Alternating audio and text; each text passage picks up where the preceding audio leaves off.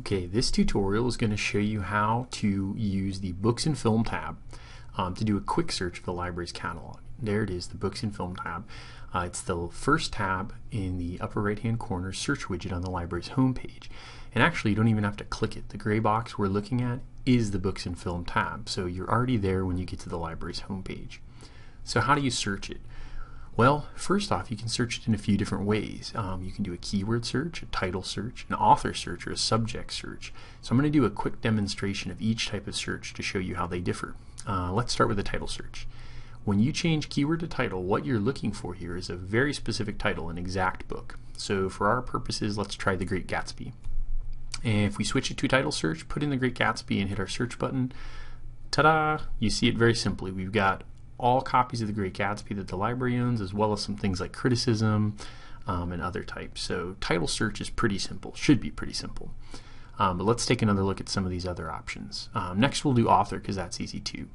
But there's a couple of ways you can do it. Let's say you're searching for the poet Charles Bukowski. You can type it in like this, just like his name is spelled. Or you can do it sort of traditionally. You can delete Charles Bukowski and instead use his last name first, Bukowski, Charles. That'll work too. No matter how you write it, in either of those two ways, when you hit search, you're going to get the same search results. And in our case, 16 titles of Charles Bukowski books and poetry collections. So pretty interesting. The last two options in the quick search are keyword and subject, which may sound similar to you, but they're very different. So I'm going to search them back to back to show you the main difference between keyword and subject searching. So let's do something easy. We'll search for algebra. And now note, when we do algebra as a keyword search, we're going to get pretty good results. We've got about 278 total hits, and just glancing at these first few, they're all mentioning algebra and trigonometry, pre-algebra, so they're pretty on target. But what you'll notice is that we got 278 hits because we searched anywhere in the record for the word algebra. So a keyword search is very broad. It searches every word of the item record. The subject search is very different because when we redo it for the same search term, algebra, and instead of keyword we search as a subject, you're going to see some tremendously different search results.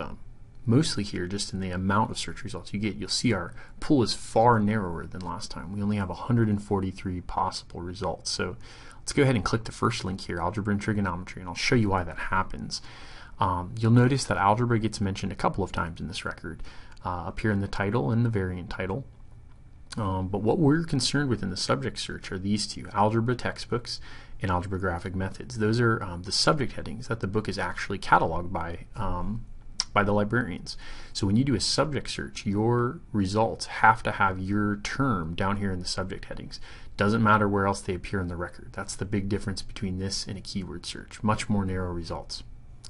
So the catalog should be easy enough to search. Up here, the Books and Film tab. And remember, you're going to use that to do a quick search using a keyword, a book title, an author, or a subject. Any of those would work. So for more in-depth research, you may want to try the Advanced Catalog Search tab. That's the second tab in the widget, and the next tutorial coming up is going to show you how to do that.